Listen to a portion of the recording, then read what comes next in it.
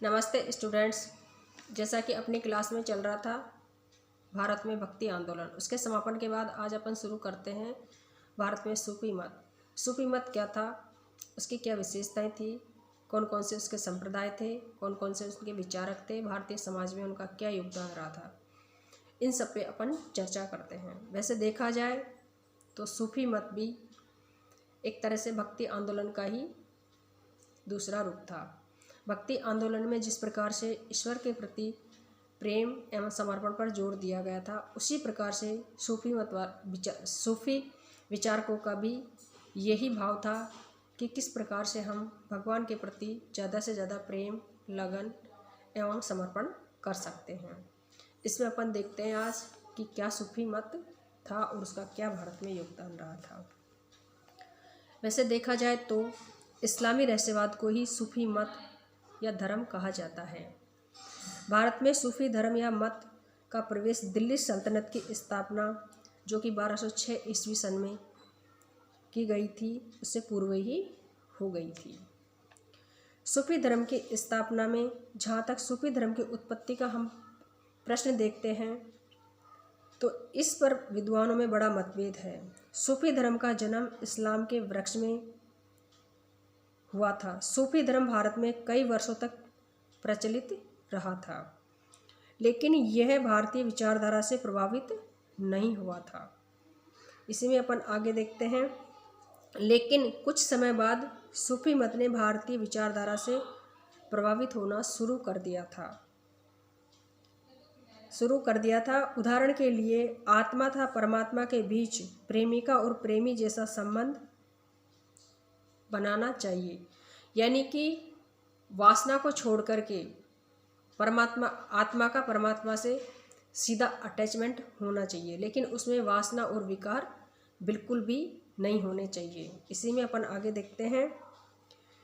यह हिंदू धर्म की विशेषता है। इसे भारत में सूफियों ने भी अपना लिया था। क्या अपना लिया था कि आत्मा का परमात्मा से किस प्रकार से अटैचमेंट हो, किस प्रकार से उनका सीधा एक तरह से लगाव हो। ये हमारे भारतीय धर्म या भक्ति आंदोलन की विशेषता है, जो कि धीरे धीरे सूफी विचारकों ने भी या सूफी मत ने भी इसको धीरे धीरे ग्रहण करना शुरू कर दिया था। यह तो निश्चित है कि सूफी मत भारत में निश्चित रूप से हिंदू विचारधारा के विश्वास और रीति रिवाजों से बहुत ही प्रभावित रहा था, जैसे कि उपवास करना और शरीर को यातना देना आदि। इसी में अपन आगे देखते हैं। बहातुल वुजूद यानी आत्मा और परमात्मा की एकता, जिसको कि सूफी मत में क्या कहा जाता है, बहातुल वुजूद। इसका ये एक सिद्धांत था, किसका, सूफी मत का, जिसमें आत्मा और परमात्मा को एक ही माना जाता था।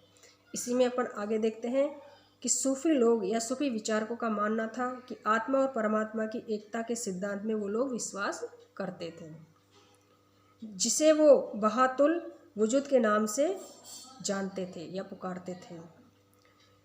इसमें हक को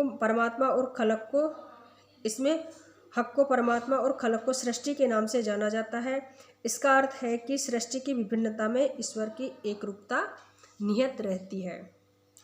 शेख मुइजुद्दीन अरबी ने बताया है कि ईश्वर के सिवा कुछ नहीं है, ईश्वर के अतिरिक्त यहाँ पर किसी का अस्तित्व है ही नहीं। ये सूफी विचारकों का मानना था। अपन बार बार इस बात पर चर्चा करते आए हैं। भक्ति आंदोलन में भी अपन ने देखा था कि आत्मा और परमात्मा का स्वरूप एक ही होता है। इसी प्रकार से सूफी विचारक भी ये मानते हैं कि सृष्टि में ईश्वर के अलावा किसी चीज़ का कोई अस्तित्व नहीं है। ये इन लोगों का मानना है। इसी में अपन आगे देखते हैं। डॉक्टर आशीर्वादी लाल श्रीवास्तव के अनुसार सूफी लोग ईश्वर से सीधा संपर्क स्थापित करने के लिए बहुत ही तड़पते थे या आतुर रहते थे। वैसे देखा जाए तो एक बात का मानना होता है कि ईश्वर का, आत्मा का परमात्मा से जब प्रेम होता है तो वो उसी प्रकार से तड़पने लगती है जैसे एक मछली बिना पानी के उसके तड़पन होती है, और वही उनका सच्चा प्रेम एक आत्मा का परमात्मा से माना जाता है। ऐसा ही सूफी विचारकों का मानना है कि सूफी मत के अनुसार व्यक्ति ईश्वर के प्रेम में जब लीन होता है तो उसको बहुत अधिक तड़फन होती है। इसी में अपन आगे देखते हैं कि सूफी लोग आत्मा के परमात्मा में लीन हो जाने की भावना पर बहुत ज़्यादा विश्वास करते थे। सूफी इस धुन में इतना खो जाते थे कि उनको परमात्मा से एक क्षण के लिए भी ध्यान हटाना पसंद नहीं था। चूँकि ये तो भक्ति आंदोलन हो या सूफी मत, सभी का ही मत है और होना भी चाहिए, और इसी को ही सच्चा प्रेम कहा जाता है कि अपने प्रेमी से यानी आत्मा का परमात्मा से जब लगाव हो जाए उसके बाद में एक मिनट के लिए भी वो उसका वियोग सहन करने को तैयार नहीं होती है। इसी में अपन आगे देखते हैं, परमात्मा में लीन हो जाने के इस आदर्श को सूफी मारिफात या वस्ल एकीकरण के नाम से जानते हैं, यानी आत्मा और परमात्मा का एकीकरण, या उनकी शब्दों में हम क्या कहेंगे उसको मारिफात, ये सूफी मत इसको मानते हैं। आगे इसमें परमात्मा में लीन हो जाने की इस मात्रा को उन्होंने 10 अवस्थाओं से गुजरना बताया है, यानी कि आत्मा का जब परमात्मा पूर्ण रूप से लीन हो जाती है उससे पहले उसको 10 अवस्थाएं पार करनी होती है। और कौन कौन सी है वो अपन देखते हैं। नंबर 1 तोफा, जिसको कहा जाता है पश्चाताप।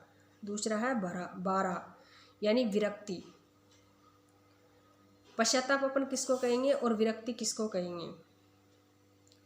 इनकी भाषा में तोहफा जिसको पश्चाताप हम कहते हैं और वारा जिसको हम विरक्ति कहते हैं। पश्चाताप यानी कि अपने जितने भी बुरे कर्म होते हैं उनके बारे में हमें पूर्ण रूप से समर्पित होकर के प्रायश्चित करना, यानी हमने बुरा ये क्यों किया और किया है तो आज के बाद हम स्वीकार करते हैं कि ये हम कभी भी नहीं करेंगे। विरक्ति यानी कि सब कुछ पाने की इच्छा हो लेकिन उससे किसी प्रकार का कोई लगाव ना हो, यही एक तरह से विरक्ति मानी जाती है। उदाहरण के लिए हम संसार में रहें, सब तरह से हम संग्रह करें, ये अच्छी बात है, लेकिन अपने आप को उनसे बिल्कुल दूर रखें और हर पल अपना आत्मिक लगाव परमात्मा से रखना, यही एक तरह से विरक्ति होती है। तीसरा देखते हैं उसमें क्या है, जुहब पवित्रता यानी कि आत्मिक और भौतिक पवित्रता। भौतिक पवित्रता तो कुछ समय का खेल होता है, कुछ समय की बात होती है, हम थोड़ी देर में शरीर की सफाई कर लेते हैं, लेकिन आत्मीयता की जो पवित्रता होती है वो सबसे मुख्य बात मानी जाती है। यही सूफी लोगों का भी मानना था। इसमें अपन आगे देखते हैं फक यानी निर्धनता। सूफी विचारक या विचारधारा के लोग निर्धनता यानी कम से कम संग्रह करके जीवन यापन करना पसंद करते थे। आगे अपन देखते हैं सब यानी धैर्य, किसी भी चीज़ में अपने आप को धैर्य में युक्त रखना, चाहे सुख हो या दुख हो। अगला अपन देखते हैं शुक्र यानी कृतज्ञता। अगला है खोप बहें। अगला है रजा यानी आशा। अगला है तुबुकुल यानी संतोष, जितना मिलो उसमें खुश रहना। और अंतिम है रजा, ईश्वर की इच्छा में ही अधीन रहना। इस प्रकार से सूफी विचारकों ने अपने 10 मत माने हैं और इनको पार करने के बाद ही वो आत्मा का परमात्मा में एकीकरण मानते थे। उनका मानना था कि 10 अवस्थाएं पार करनी पड़ती है। 10 में गिनी चुनी बातें हैं, लेकिन ये जो टॉपिक्स हैं वो तो ज़रूरी हैं। ये विशेषताएं तो कि हमें पवित्रता भी स्वीकार करनी होगी, विरक्ति भी रहेगी उसमें, इसी प्रकार से संतोष और प्रायश्चित, ये सब इनमें भक्ति आंदोलन सूफी मत दोनों में ही लगभग शामिल है। इसी में अपन आगे देखते हैं सूफियों के 2 प्रमुख लक्ष्य होते थे। सूफी विचारकों के 2 मुख्य लक्ष्य कौन कौन से होते थे? उसमें था नंबर 1 परमात्मा से सीधा बौद्धिक और भावनात्मक संपर्क स्थापित करना, ये उनका पहला लक्ष्य होता था। और दूसरा होता था इस्लाम और मानवता की सेवा करना आदि। इस प्रकार से मानवता की सेवा करना ये तो भक्ति आंदोलन का भी उद्देश्य था और यही सूफी मत का भी रहा है। लेकिन सूफी विचारकों का मानना था कि इस्लाम और मानवता दोनों की ज़्यादा से ज़्यादा सेवा की जाए। इस प्रकार से सूफियों ने सभी के प्रति एकता की भावना के सिद्धांत को अपनाया था। और इस प्रकार से सूफी मत भी अपन ने देखा है कि ईश्वर के प्रति अपना प्रेम और सभी जगह ईश्वर का ही अस्तित्व है, इस भावना को मानते हुए मानवता की सेवा पर विशेष बल देता था। धन्यवाद दोस्तों, बचा हुआ अगली क्लास में करते हैं।